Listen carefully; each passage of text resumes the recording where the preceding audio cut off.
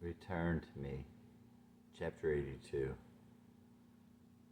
Channing asked, "Do you think much about the what could have beens? Are you asking me if I have regrets?"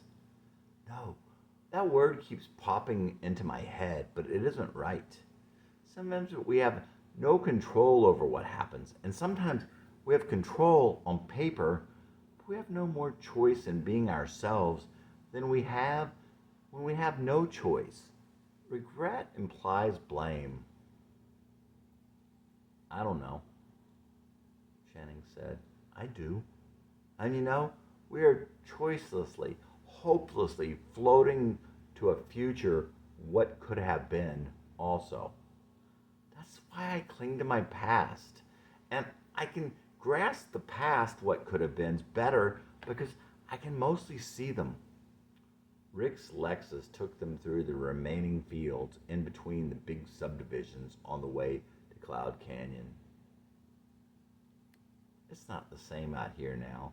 Houses and neighborhoods and traffic. It reminds me of a line from a Nancy Griffith song. Where do those kids have to go? I don't know where kids could go now. Urban sprawl. I have conflicting feelings about that. I live my house. I love my house. I love my house on acreage. I don't think it's good for people to live on top of each other, but that is one of the causes of sprawl, of course. As they entered the forested part at the beginning of Cloud Canyon, and the road began to wind, climbing up and down on its way to the canyon, Rick began shaking his head. What are you laughing about? All the times I should have died out here. If you had died out here back then, where would you be now? Are you asking me if I believe in heaven and hell? No, just where would you be? I don't give a shit about hell, or heaven either, for that matter.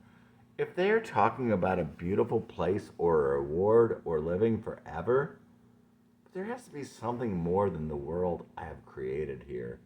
And it wouldn't be fair to the good people otherwise. Not that I am one of them. Rick dropped Channing off at the side of the road, near the path up the side of the mountain. Channing climbed back up the mountain as Rick pulled away. He had last climbed it with a 6-bottle carrier, cardboard carrier, a Blatz Big Mouse, and a jam box with a cassette of Jesse's songs 20 years ago.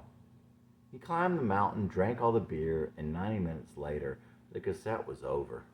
It was a spiritual experience, but he didn't think he knew what he had been listening up for up there. He thought maybe that he had thought at the time he wanted to try and hear if the songs were any good. Now, looking back, he thought it was about saying goodbye to Jesse. Channing walked up to the ledge, looked across. The low, scattered sun on the cool, early November day took him back. Not there, but somewhere in his mind. He walked down the path from the flat spot where they had partied and had sex and exulted. He came to another overlook and looked down on the stream and the waterfalls. The 2 deer drinking from the stream across the road and down in the deeper valley didn't see him. The chipmunks and the dying, dead, and fallen trees across the path didn't care. Channing just sat there still and silent for as long as he had time.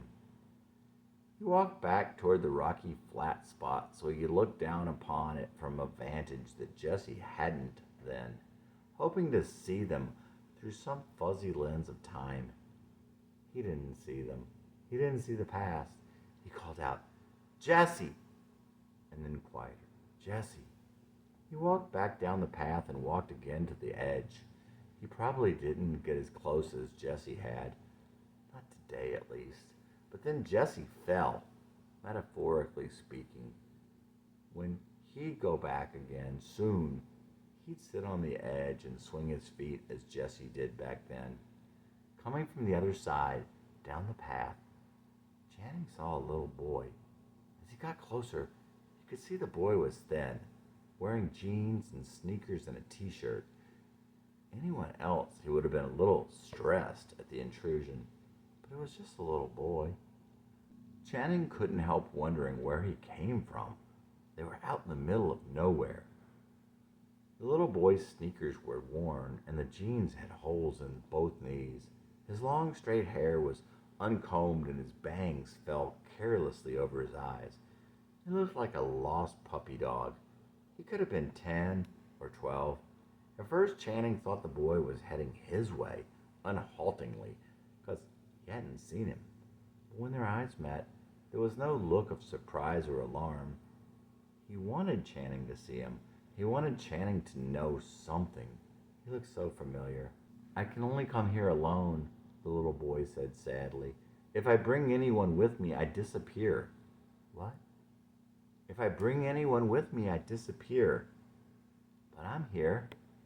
I have to go now." Before he turned to walk away, he glanced down at the boy's t-shirt. Rockland Community Schools, get ready. Jesse had a shirt like that. He got it the summer he left Rockland. Channing thought, I had been looking in the wrong place. Emotionally, Jesse had never made it past 10. That's why his little world came crashing down when he moved here. That's why he couldn't survive in 6th grade. That's why he couldn't keep Mandy. Jesse had been here all along. He had been there all along. They were already growing old without him. He's 10, not 12, Channing thought. He was looking in the wrong place in his mind, hadn't gone back far enough. That finally settled his ancient question as to whether it was the locale or the season. It wasn't the time or the place. It was Jesse. So I cannot bring him back, but I can visit him, talk with him. It remains to be seen if that will be enough for me to move forward with my life. If I can give Jesse back to Rachel, if I can quiet my head and slow down the thoughts, if I can hear just one voice at a time, I'm gonna try. So we saw him up there that first day.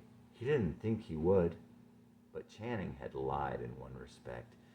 Channing had known that Jesse wasn't dead. He just didn't think Jesse'd be up there. Didn't think he would be able to figure out how to find him anyway. Chapter 83. Rick returned 20 minutes later as Channing made his way back down from the summit. He was sorry he missed it, but grateful nonetheless. Channing didn't tell him that he had seen Jesse. He resumed asking Rick questions on the way back home that day. I want you to be more, Rick, because you can. You can't run away from your destiny. I want to talk about deep things. I want you to search yourself, and I want to know who I am. Please, who am I? If Rick had thoughts on any of this, he kept them to himself, as he usually did. Channing went by Carmart one morning. That was the convenience store where Jesse had worked when he met Mandy.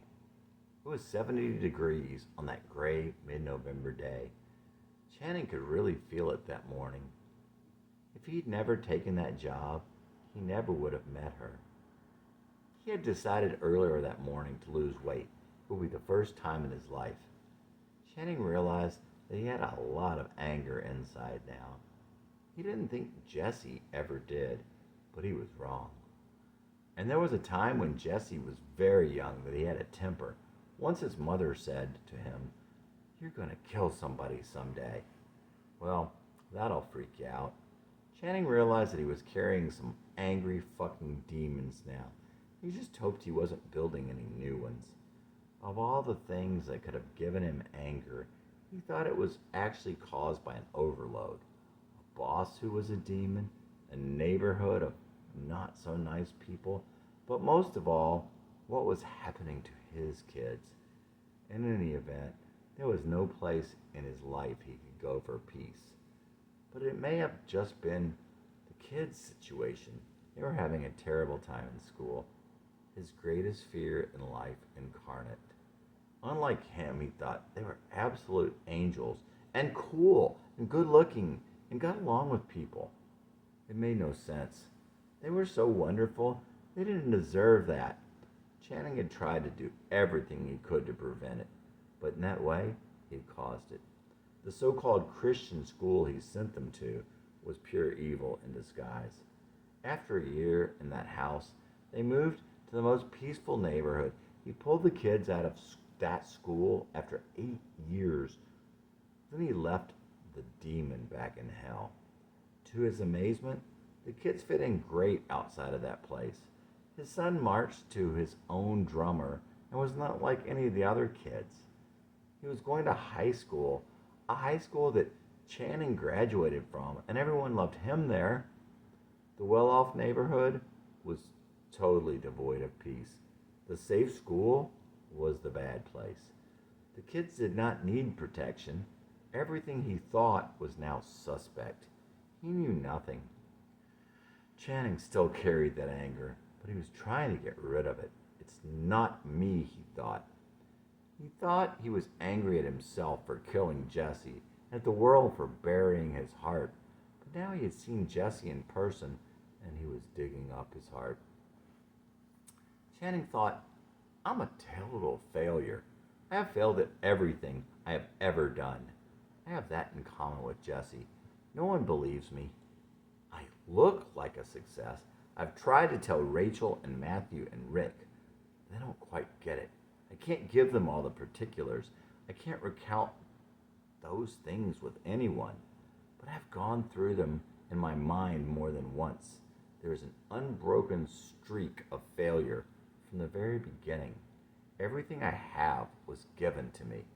I wanted those things with all my heart, and I have fought for them with all my strength. But my heart and my strength were not enough. Ultimately, those things were given to me in spite of how I did, not because of how I did. I lost, but I still received the prizes, sort of like that day at the Flannery's house. Doesn't matter, though. Gives me no less hope than were I the most successful person on the planet. God made me like this because I'm the exact perfect way He needs me to be to fulfill the destiny He has in mind for me. No, I don't know what it is, yet no, I'm not getting any younger. Doesn't matter. That's God.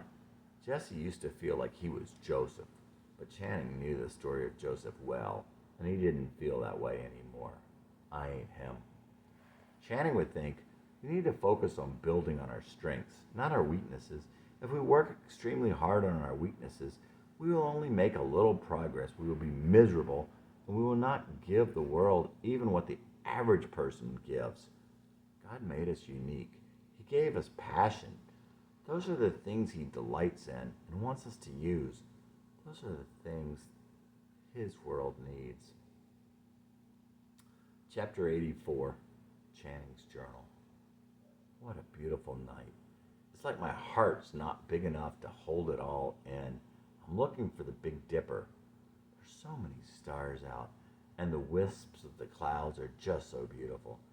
There's a half moon, but it's close to the horizon, so you can see so many stars. Some of the trees have leaves. Maybe more than not are bare. I see Orion's belt. I'm out here looking for the Leonids. They come out of Leo. So I'm looking for the Big Dipper because Leo is just below Ursa Major, the Big Dipper.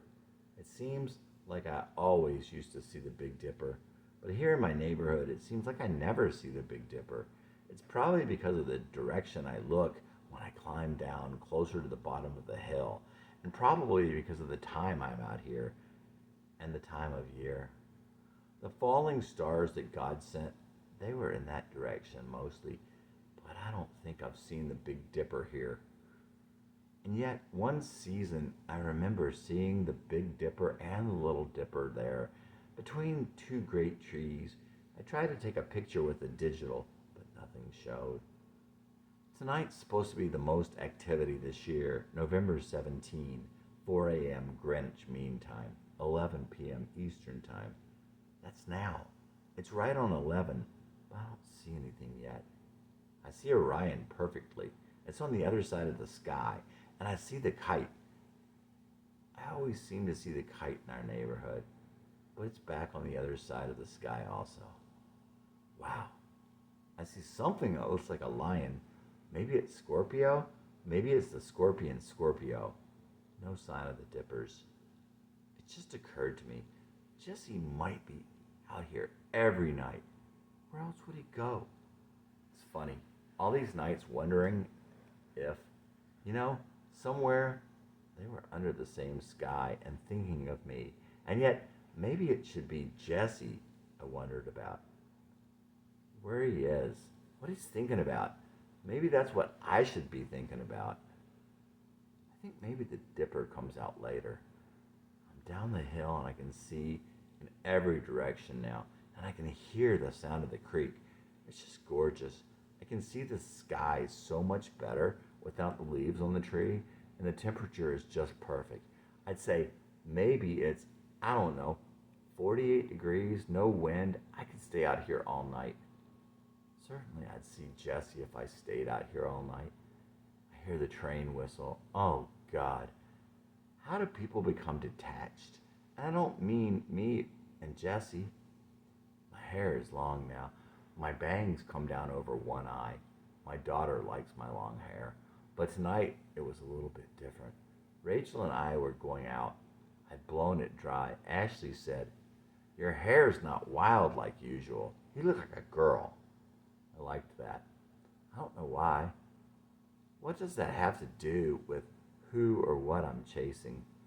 What would you think if you could see me now? I'd like to think you'd see the good in me. I'd like to think you'd think I was cute, and you'd feel all warm toward me. I'd like it to be different. I'd like to think hugs would be involved. Oh God, I don't know exactly what I am, but I know this feels beautiful, and I know you're out here. The whistle blows again. I'd like to think that I have the heart of God. I know David has the heart of God, and Rachel and Ashley also. His is just so obvious. These trees down this road remind me of a painting. I think it's one of Monet's, a line of trees, kind of fallish colors, just a line. There's some motion in that lack of motion, complete, unbelievable lack of motion. Lack of motion because they've been there as milestones for a long time, measuring, giving perspective to the motion between them, far away or close, any angle. There's Orion, lying on his side. Well, there's a metaphor for you. And his belt, his sword, the kite above him. There's a solace in these trees without leaves, up against the sky on a night like this. Can't quite see my breath. I feel the tingling in my hands, but it's not a bad tingling. I mean, it's a good cold. It's not very cold, but what chill there is, it's a good chill. Got on my jeans and my sneakers, skate shoes, and a little tight t-shirt with a Snoopy hoodie and my Peabody Little Rock hooded sweat jacket. Kind that always reminds me of Carrie. And yet the dream, walking down a street much like this, was with Carolyn. In a hoodie like this. I'm never sure if there was a guitar involved. We walked, and I felt warm, and I woke up, and I knew it had been her, even though, of course, I hadn't seen her for years, and we were in the present age. I wanted to be like Carolyn said her dad was, how he was the kind that played with all the neighborhood kids. That's the perfect dad. Well, my kids are 12 and 15 now, and I've been a different kind of dad. But they do love me so much, and they know me. I don't know if my journal was necessary for you, David and Ashley, but it was necessary for me. And if there were any holes in your understanding, this will fill them in for you. Probably too well. I'd like to think that my dad was a much better dad to me than his father was to him. Well, I know that for a fact. And I like to think that I was a much better father to my kids than he was to me. But I don't know that. But I get comfort knowing, David, that you will be a much better father to your kids than I was to you. You will be an absolutely incredible father. You will show them what it means to be here in his place. God has told us that the sins of a father will follow their sons for 7 generations. I used to think that was so wrong of God. There I go, judging God again. I finally came to realize that this was not a curse from God. This effect did not come from God at all. He was just warning those he loved of what would happen. He does make a promise. He does make us a promise, though, that a good man will father 100 generations of good sons. I always pray that I was number 7, and David will be the one who starts the 100. And Ashley, you will be an incredible mother. To some extent, no one could be a better mother than yours. But with love and God, yeah, you will. Ashley Brooke.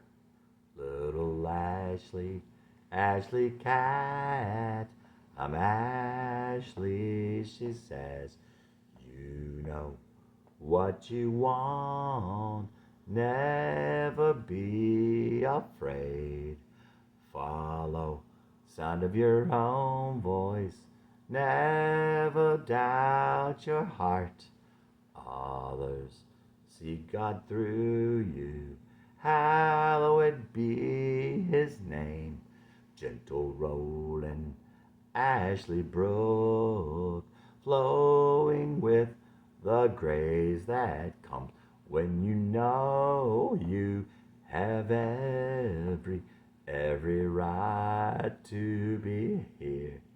Rolling to the river where God claims you as his own. Tumbling, laughing, laughing, laughing as you go home. You're stronger than the boys.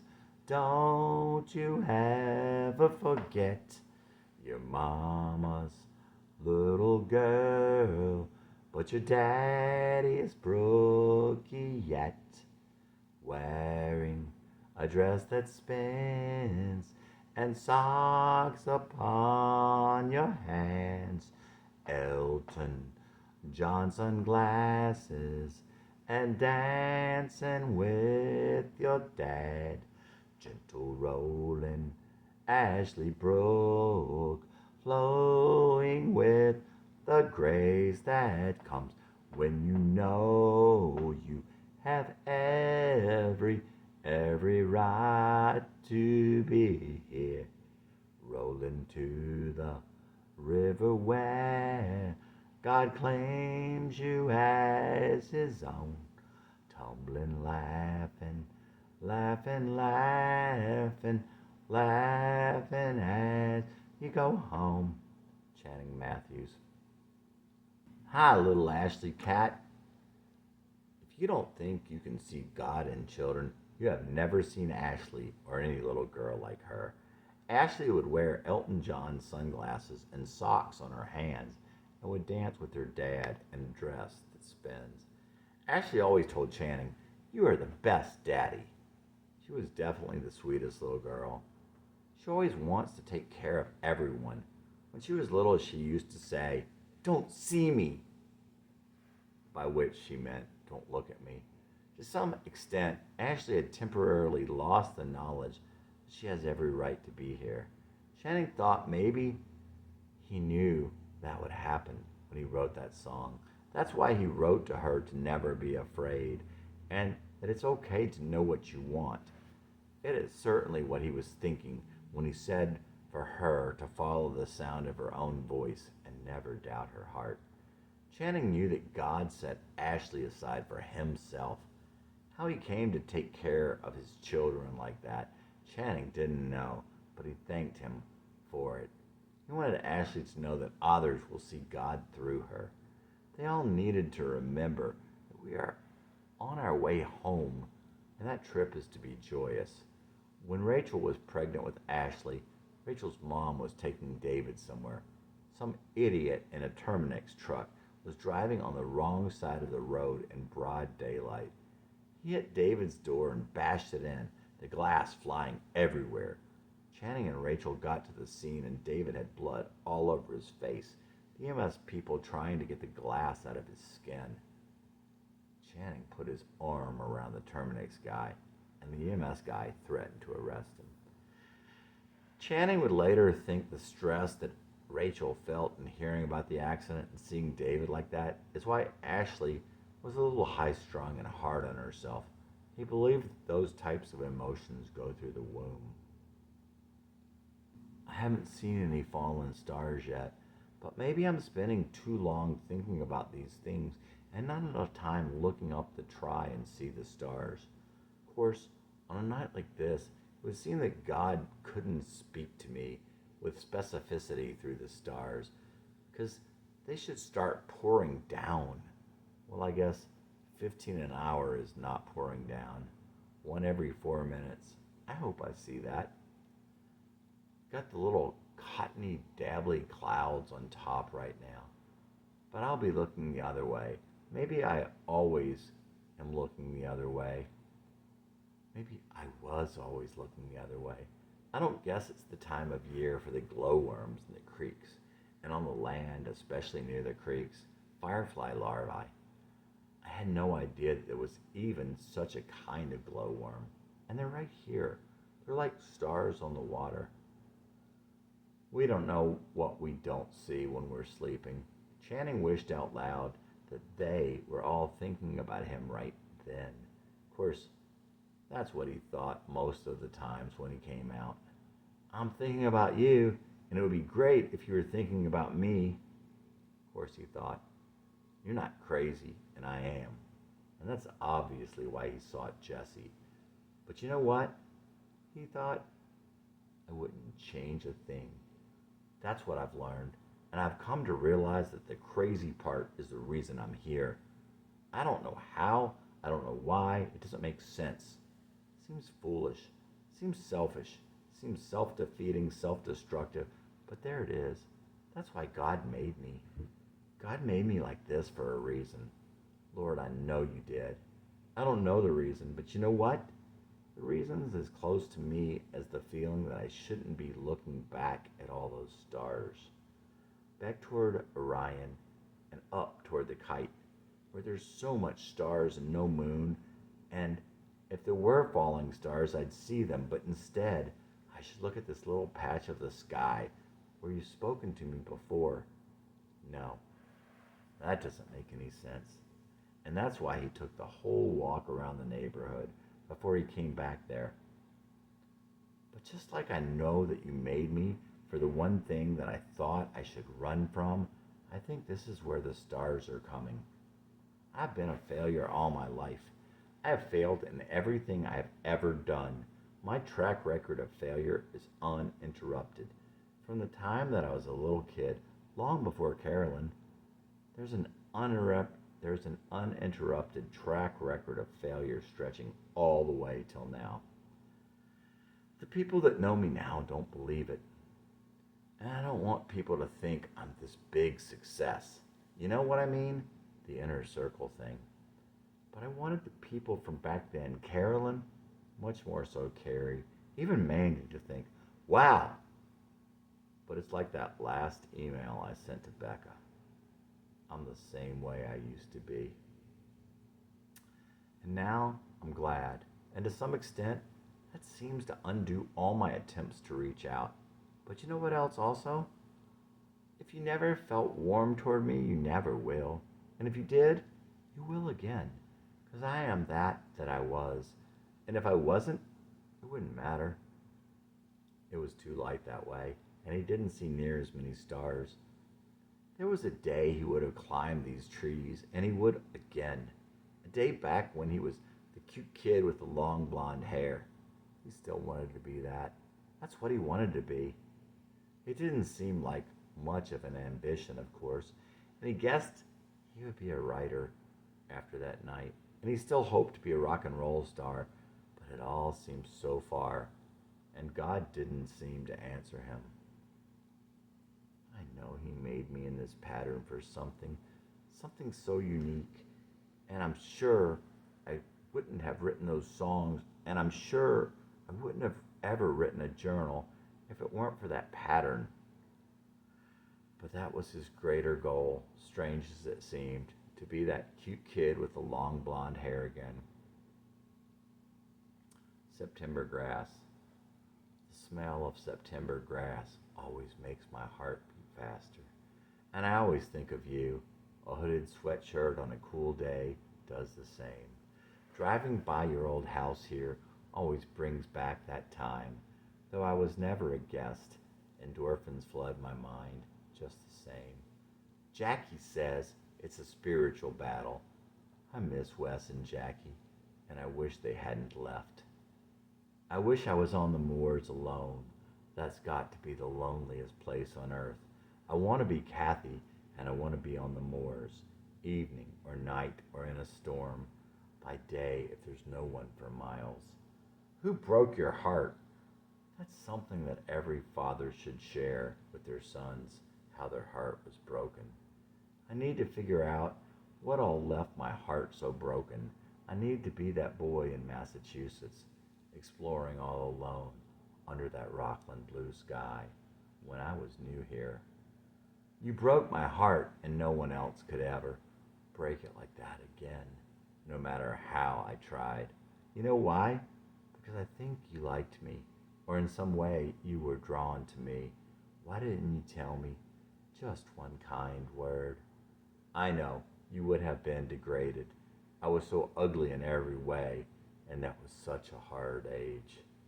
I just wish you could have gotten a message to me from you. They were killing me, and yet you pulled me through.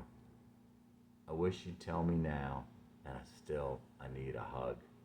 And my first friend, will I ever see you again? You were there when there was no one else, and I still can't figure why. You accepted me just as I was.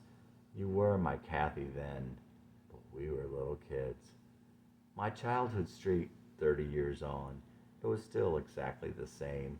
Nothing had changed. Your mother still lives in the same house. She treated me like I was still that little boy. Wish you could have done the same, 'cause maybe I am. Random thoughts but constant, still they rule my life. The thing that breaks my heart now, other than thinking back, I haven't led my kids. They don't know about outdoors. They don't know me well. I never taught them anything. It seemed I had so much to teach them, and so much they needed me. And my wife, my soulmate, I take for granted. She said she's closed up inside. I can't get out of my own head. Guess I was meant to be alone. That's why I want to be on the moors. There's something about sadness I love, but only if it's pure. Seems you'd be so close to yourself, so close to God, so close to all you love, if you were really that alone. How are you here? How are you here in my head? How are you everywhere? Why do you care? God loves me. He tells me with falling stars whenever I need them. He made me a dark and lonely boy who wants to see the moors alone. I want my hair straight and long and to feel the wind upon the moors. There's only one more thing I know. The gospel is about only one thing, love, grace, and love. Look at the things you're praying for. Just who are you praying to? Seek the Lord in the days of your youth. Now are the days of your youth. Channing Matthews. He thought, you know where I should be? Channing thought he should be up on Mystic Ridge right then. He should have been there before the show. Of course, it was a Saturday night. He guessed somebody could have been up there, somebody other than Jesse. He went to the back of their house and he could see more stars, more sky, but there was a bunch of trees in the way and he wasn't sure where to go. He considered going on the fence, over the fence, but if the dogs heard him, it would be all over. He had 3 dogs at that time, 2 Shelties and a golden retriever pup, 8 months old. The ground was wet or he would have laid down and looked straight up. So we went back to the front. He heard loud voices, a bunch of them. Sounded like a radio or people down at the street with a megaphone. There were a bunch of, he guessed, teenage boys moving quickly up the hill straight toward the house. Heck, the lights in the house were even on. He flashed the flashlight on them, and a couple of them said, "Duck," really loudly. One stays standing frozen. So Channing flashed it on him. Channing kept walking their way, and they got up and started running toward the street, breaking in two directions, most of them still in front of his hill. That presented a problem, as he would have liked them to head away from his house and out of his neighborhood, kind of like herding cats. He tried to use the flashlight to convince them to head the other way. They did all start running toward the entrance. He walked through the woods between his house and the next. He came to the end, and they are stopped. Right across the street. He stood there watching and listening, but he couldn't really see them. The light from the house across the way was mostly on him. "We see you there." "Guess you know that I have a gun." With that, he started again, making his way through the last of the brush and tangled branches. Fortunately, they started to run again. He kept walking straight for them with purpose, but walking, not running. "He's got balls, except for the balls part." He kept walking, and they kept running. They were halfway to the entrance now, maybe 1,000 feet. "Just getting a little exercise, jogging instead of home playing video games." One of them started to slow down. It looked like he was walking backward, still heading toward the entrance, but looking at Channing, and not going as fast as the others. "Bill, what are you doing? He's heading straight for you." As the boy weaved back and forth, he slowly altered his direction. Yep, Channing thought, "I'll go after the stray." It appeared that Channing would be catching up and have to speak to him. The silence was definitely spooking them, but you have to do what you've got to do. Go ahead, back out of there. I liked to have fun when I was a kid also, but there's too many of you." One of the other ones, a few inches taller and bigger than Channing, started heading back and stood on his right side. Channing was fully prepared to bust his handheld tape recorder across the side of that kid's head. He probably saw that in Channing's eyes. Certainly he saw that he wouldn't be intimidating Channing. Channing saw a name badge and shone the flashlight on it. "Macy's, Caleb." It was bad enough with the reflectors as you all were running away. A name badge? Not quite mocking him, but Channing wanted to suggest how ludicrous it was to be sneaking around up to no good with a name badge and reflective clothing. Did their moms dress them for this adventure? Someone down the road said, "We don't live in this neighborhood. We live in the next one." "Okay, head out. But we live the other way." "You don't live in here. You need to head back out that way." Down the road, he hears the kids say, "So we have to go back over to Kroger where we came from?" Channing said, "Okay," or something like that, and they started heading out. He turned his back on them and headed home, never looking back. Well, almost never. About halfway home, he took one peek back. They were around 15 or 16, he guessed. He wasn't sure what they thought was at his house, especially with the lights on. Obviously, they could have taken him. He guessed again. It's all about courage and confidence. He was glad he decided to bring the flashlight. He brought the chairs back to the house. "Guess that's it for the lay-ins tonight. I'm tired now. That wasn't supposed to happen." He thought about saying, "I'm so far away from you, God." But then the most beautiful, biggest shooting star he ever saw came from behind him and caught his attention in time for him to watch it slowly slide across the zenith. "Oh, God, thank you. I'm so far away from you, God. Please draw me close.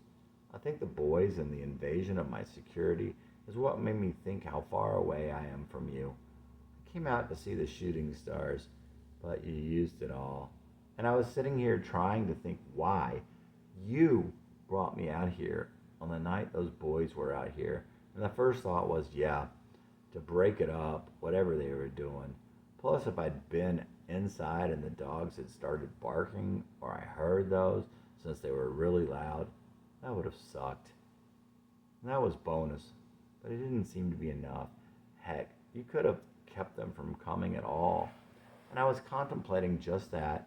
In the midst of that contemplation, right then you sent it. How do I get close? Channing off, Channing thought how the difference between drinking and not drinking had become almost no difference. He didn't drink at all for 7 years. Then he had a beer one time. He didn't remember if he had more a second time, but when he went to that concert with David, he got totally drunk, and that shook his world.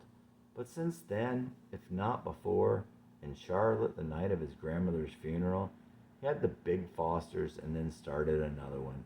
And he had wanted to drink beer with his brother the night before. Then last Saturday, he had the beer when he was out with Rachel. And tonight, they went out and he had the bourbon and Coke. And he had hoped they would pour a lot in it. It was enough for 2.5 or 3 drinks, and he wanted more. I need you back, Lord. I know you made me that promise. Well, God, obviously, I don't fully understand it, but I didn't feel any lack of faith when I broke our promise, or however it should be said, when you allowed the floor to come out from under me, because I realized I was so far from you. How could you work your magic when I'd pulled so far away? Like the Rich Mullins song, Sometimes by Step. Sometimes I falter and stumble, but never out of your reach. The stars were still beautiful, and he still heard the trickle of the creek, but he thought, it's time to go in. Chapter 85. Channing wanted to return to the mountain, of course, and he also wanted to bring David up the mountain with him. He wanted David to feel the peace and the freedom, and to step in the steps he made before him. So Channing made a deal with David one Saturday that he would buy him something if David would climb that mountain with him that afternoon, and also go running with him sometime. At times, Rachel told Channing that she was shut down inside. From the times over the years when he would not listen to her, the times he ignored her, and the times he cut her off. And probably from waking up and finding it wasn't Jesse. It wasn't the Jesse that she had married. Channing feared doing the same thing to his son and daughter, more to David than Ashley at that point. He spent a lot of time with David, and no one could love their son or their daughter as much as he loved them. Of course, he never laid a finger on David, nor did he ever call him lazy or stupid or worthless. But there were several years of harshness when he was dealing with hell of those last 3 years. And then, of course, there was the school from hell on the inside.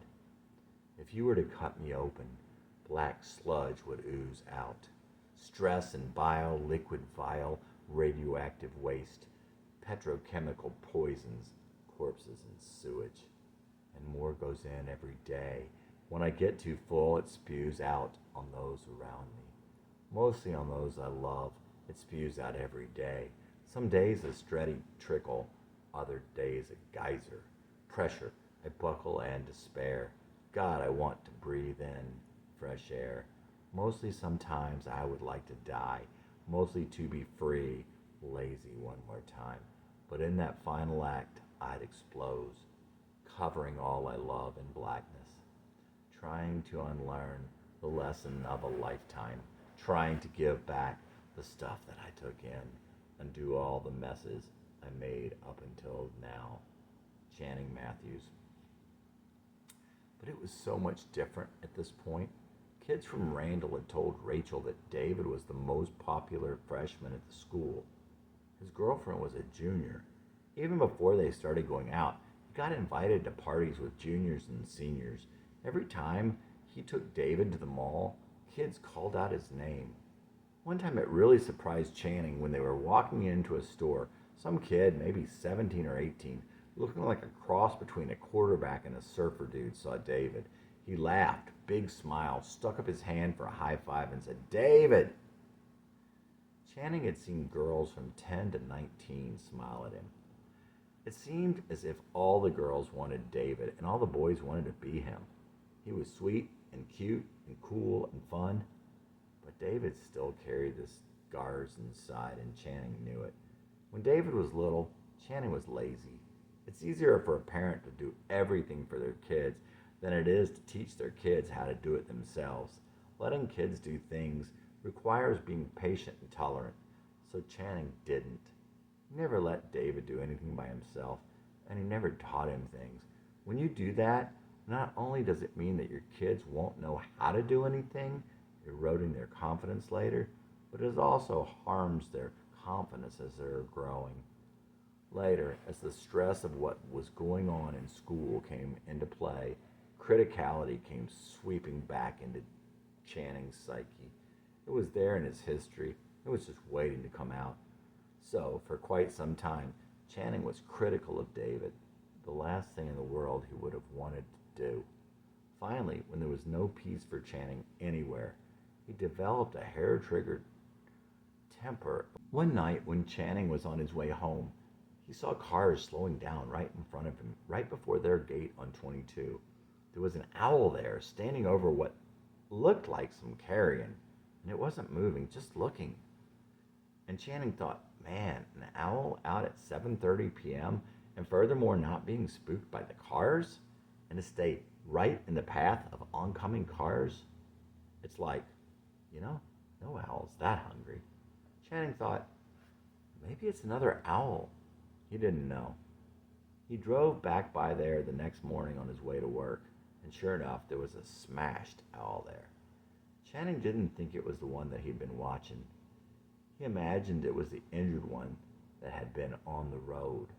He thought maybe it was the mate of the owl that had been standing there last night. It may or may not have been dead at the time. Channing kind of doubted that it was smashed last night. At first, he was thinking the owl may have been there bewildered, not understanding what had happened, like it didn't know what was wrong with the other bird. But now he thought maybe it was there trying to protect its wounded mate. It was willing to give its life to protect its mate, and that's why it was there.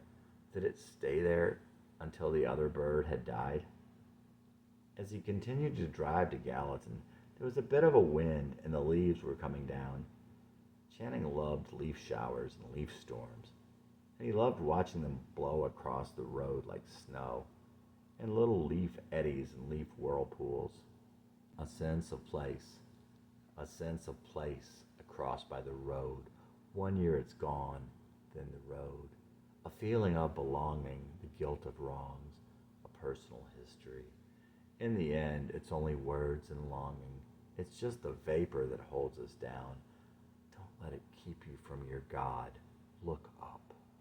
Father, it is in my Christ I come. You are all the power and the good. You love me and deny me no good thing. You see me as I will one day be. A sense of time, the things you didn't say. What if God erased a line? You bleed the love that you hold in under all that weight. In the end, it's only words and music, and it's lack of love that holds us down. Don't let it keep you from your God. Let it go. Father, it is in my Christ I come. You are all the power and the good. You love me and deny me no good thing. You see me as I will one day be. A sense of place, a cross waits there for you. A star arrives but for a while. A false sense of belonging to your wrongs, the things you didn't know. Channing Matthews. When Channing would look at the little crosses on the sides of the road and in the medians of the highways, it would occur to him that those are the ultimate senses of place. To the people who loved and cared about those people who had died there, or even the ones whose fate chose to intertwine their lives with them, this place would forever be associated with them, with their very ends. But one day, there would no longer come someone to keep up or replace the little markers. Then finally, the road itself would be gone. One day, the place would not be the place, would not at all be the place it had been. The hills were once mountains, and the mountains once were seas, and you can still hear the seas in the mountains echoing in the winds and crashing down the streams. Someone sang that the road goes on forever. If time, which does seemingly go on forever, is like roads, then we are every minute passing ghosts, people's pasts, things that happened before, people that aren't here now. Statistically, the odds are that once in a blue moon, we would meet our own past. If it was like that, then time would also be independent of place. Just because Jesse was never 10 in Nashville, never 10 on the mountain, doesn't mean that Channing wouldn't see him while he happened to be there at that point in time. There's definitely a sense of place and some sort of psychic reverberations. That's why Channing would go to look for Jesse in a certain place. And that seemed like the place. But the question also remains. Can you bring a ghost back with you? Could Channing have brought Jesse back from Rockland? And could he have been there ever since? Would he have naturally gravitated to a place that had been associated with Jesse, even if it was an older Jesse? A place where he was himself? That night, Channing took Rick to the airport so Rick could pick up a rental car. Afterward, they were to meet at El Churro, a Mexican restaurant by Channing's house, to get some tacos or something. El Churro stood in the corner of the shopping center just past Quick Mart and Pizza Inn, where so much took place years before. Like the shopping center, it was built several years later. A somewhat small Mexican restaurant with an even smaller bar. It had chain-like food, but still managed to seem like a one-off. Channing decided to stop on the way and get a Foster's oil can and wait in his car. $1.99. Those things were inflation-proof. That's what Jesse had paid at Carmart 23 years before. He rolled his windows down and cranked up Lucero, that much farther west, and leaned against the passenger door with his Foster's. Wow, it's a beautiful night. I am high, 56 degrees, cool breeze, and a million stars. I feel like I'm 22 again. Channing looked around and down the streets and saw himself in all those places he had been before. There have got to be ghosts of me all over town. Channing didn't believe the past was gone. He believed the past still exists somewhere, somehow. He really did. Rick got there and was a bit confused. He wanted to go in, but Channing talked him into the music and the breeze. And Rick wanted a Foster's. Channing went to get the Foster's while Rick ran in for some chips and salsa. He got two. Figured he'd drink whatever part of the second one Rick didn't want. When Channing got back, they sat there listening to Lucero. He was in the mood to ask Rick questions again. Is it possible that Christ was broken-hearted to leave this? I don't believe he was suffering sorrow unto death and sweating blood over the nightmare and humiliation in front of him, but it certainly could have been knowing the separation from the Father that was coming. Kinda maybe. Then Rick went on to say he could come down right now and set the record straight, and it would only make things worse. Channing laughed. Oh my gosh, how true. Hypocrites. And those who miss the purpose, the heart of the message, of course they are in the church. They aren't Jews. They just happen to be Jews in Israel in Jesus' time. They will always be at the heart of power, and they will always use God's people. That said, he asked Rick another one. What's your favorite thing that's ever happened to you? No, there's no answer to that. If I have something, I'll let you know, but there's no answer to that. I can't sing or talk on demand. Later, Rick went on to say, it's like writing. Later, Rick went on to say, it's like rating songs. Channing continued to spiral downward.